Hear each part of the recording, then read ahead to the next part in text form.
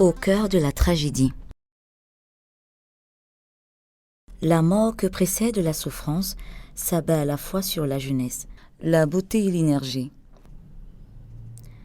C'est l'âge floral par excellence en vue de la procréation, du travail et de son rendement.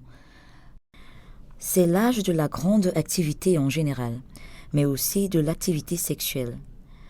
Le sexe est ici malheureusement le mode de transmission par excellence du virus de la mort. Ce sexe n'est qu'une partie du corps dont l'utilisation par son porteur n'est que légitime. Mais toutes les médailles ont un revers. Tout plaisir peut cacher une souffrance. L'usage du sexe qui doit obéir à certaines règles de morale a glissé vers des abus liés à l'insatiabilité des humains face au plaisir naturel à lui offert. Ainsi, il est pris en otage par la domination de l'instinct animal qui habite en lui, en même temps que la raison. Si ceci le distingue de la bête, l'usage anarchique du sexe à bêtise avantage l'homme quand on pense aux multiples partenariats sexuels, aux partous et à la bisexualité.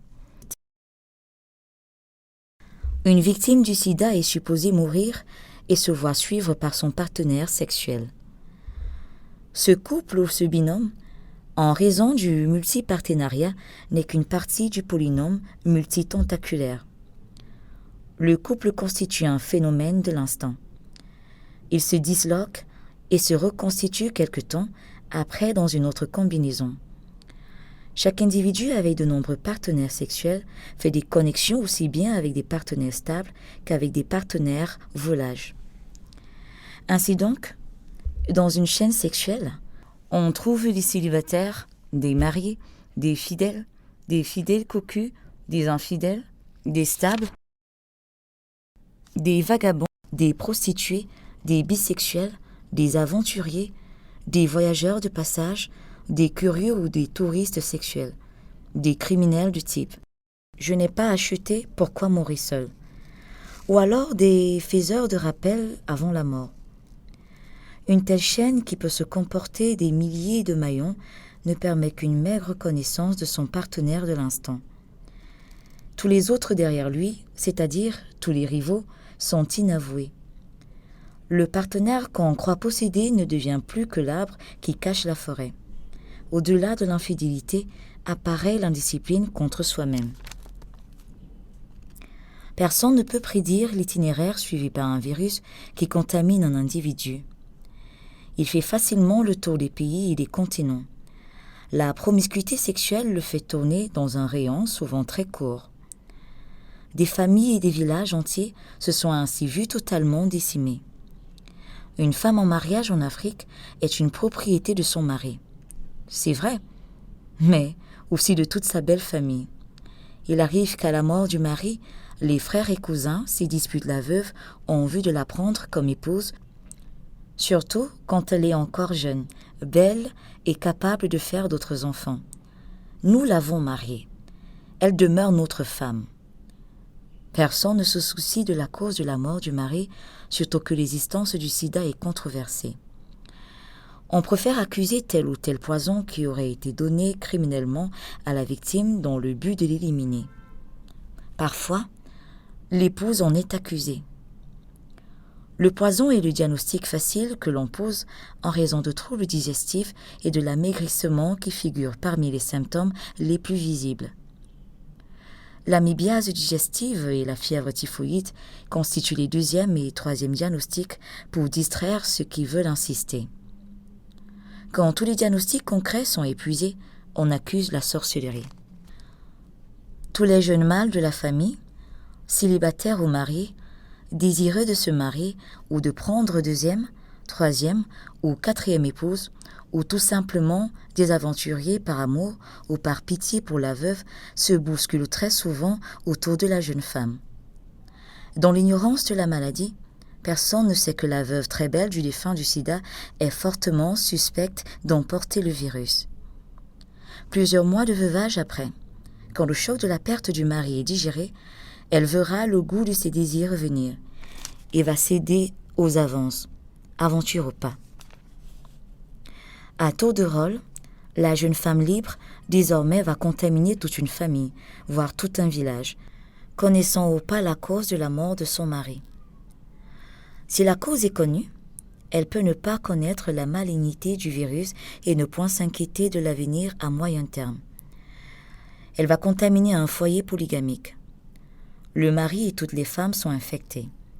Comme dans de tels foyers, le mari est souvent débordé. Les nombreuses épouses se réservent une ou deux roues de secours, contaminant ainsi ces aventuriers opérant dans la clandestinité. Celles qui sont enceintes vont accoucher d'un bébé à haut risque et la grossesse elle-même devient un facteur accélérateur du processus d'immunodépression. C'est à la fois l'ignorance et l'insouciance.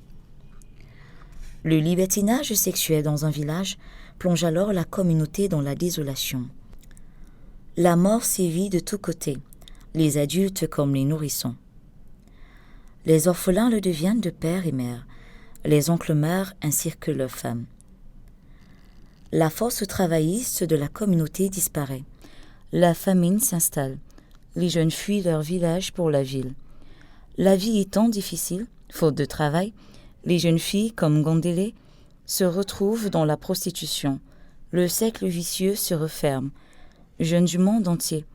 Ce qui s'observe en Afrique l'est sous une autre forme ailleurs.